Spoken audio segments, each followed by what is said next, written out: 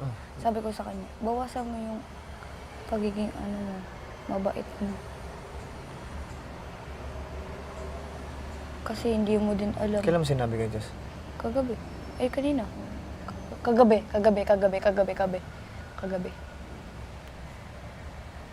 May sinabi rin ako sa kanya kahapon eh. Ah. Na kasi nagtatanong nga daw siya kay Binsoy kung anong kulang sa kanya, ba't siya nanominate, Oo, di ganyan. ba? Kaya nga, sinabi ko sa kanya, sabi ko, alam mo, te, feeling ko kaya ka na ano, sabi ko sa kanya, nagulat ka, no? Nakasama ka. Sabi ko, iwasan, sabi ko sa kanya na, bawasan mo kasi yung pagiging mabait mo. Kasi- Nagka-connect din tayo. At sabi ko kasi sa kanya, huwag niya isipin ka kung may kulang sa kanya, may hindi siya nagagawa dito sa bahay, kaya siya na-nominate.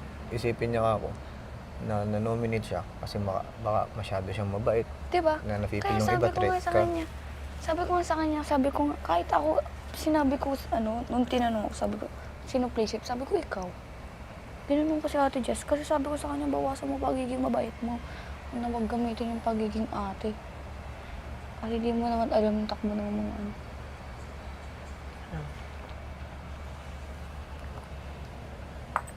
Tsaka pag nagkatingin kami ni Pedong, tapos may pinag-uusapan kami. Kahit di kami nag-uusap, alam namin.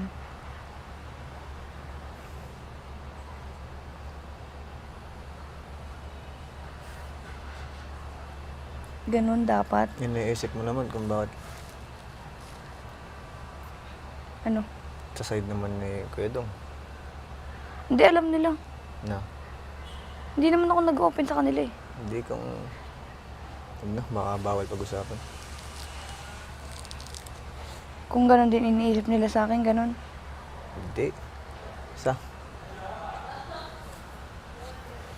Hindi naman ako nag-open sa kanila, basta pag-chikahan lang.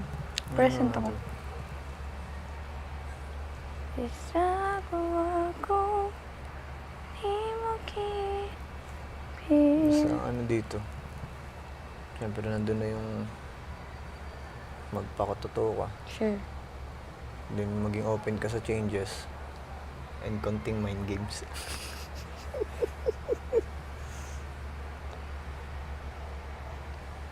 Yun lang naman yun. Kaya kahit sino naman dito, nakakatakot bigyan ng tiwala kahit sobrang bait. Yan, at the end of the day, magkakalaban din naman tayo dito. Kaya nga.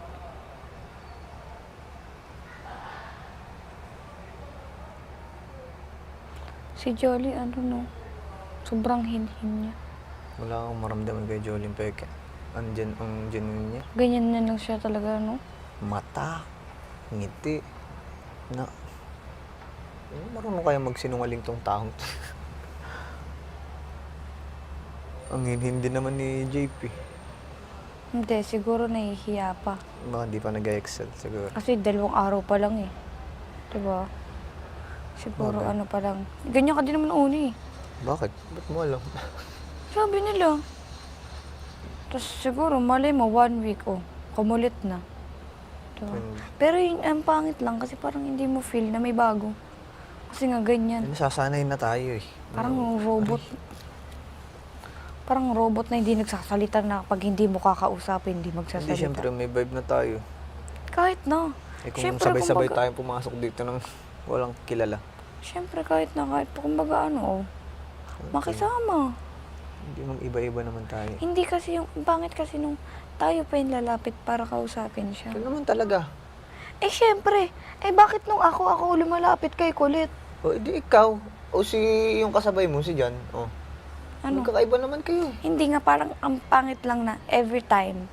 Hindi ko naman sinabing na dapat siya.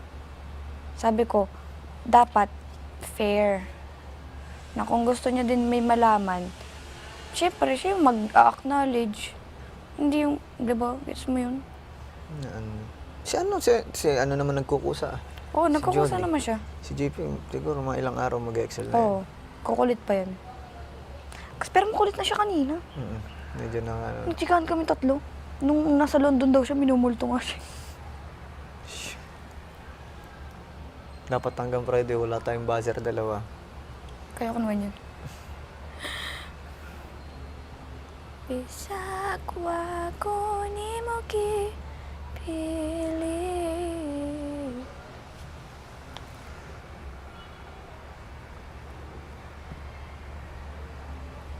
Sino kayang papasok? Wala na feeling ko. Ate, meron pa nga yan. Ano ka bang?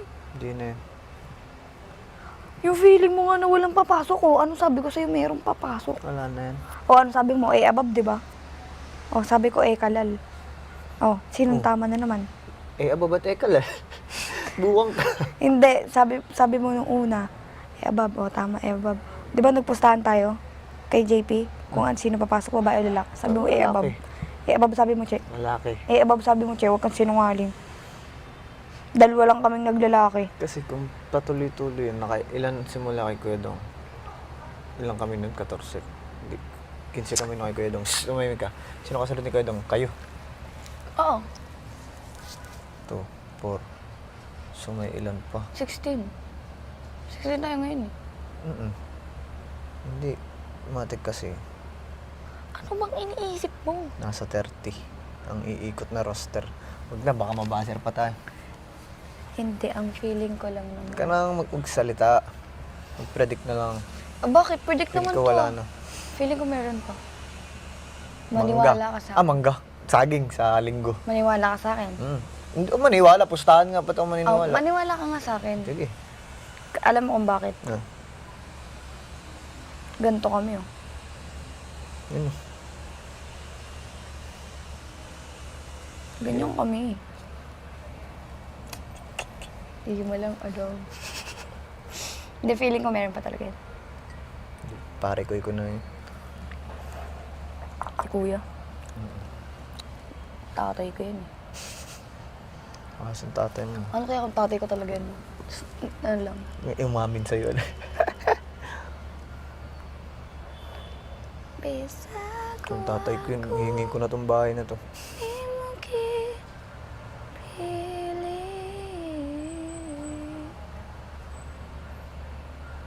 Yun na, mag-golden hour na. Di pa tayo mamaya.